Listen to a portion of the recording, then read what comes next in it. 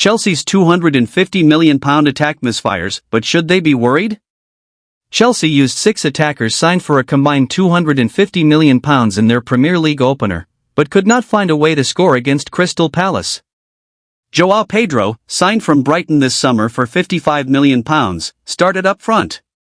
Winger Jamie Gittens, who joined from Borussia Dortmund for £52 million last month, made his debut on one flank, with £45 million man Pedro Neto on the other. Cole Palmer, the £40 million attacking midfielder, played in behind as a number 10, but despite Chelsea's attacking riches it was Palace who dominated the early stages and almost opened the scoring. Midfielder Eberechi rifled home a 13th-minute free-kick, but the goal was subsequently ruled out by VAR because Palace captain Mark Guéhi was less than 1 meter away from the host's defensive wall.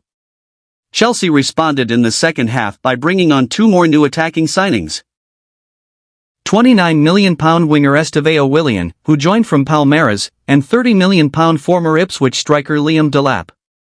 They both missed big chances, as did fellow substitute André Santos, as the Blues were held to a goalless draw at Stamford Bridge in a disappointing start to the new season.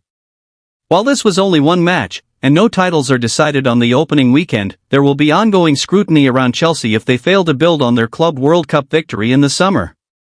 Some have tipped the Blues to mount a title challenge, but they will need to improve both creativity and goalscoring to challenge champions Liverpool and the likes of Arsenal and Manchester City over a 38-game season.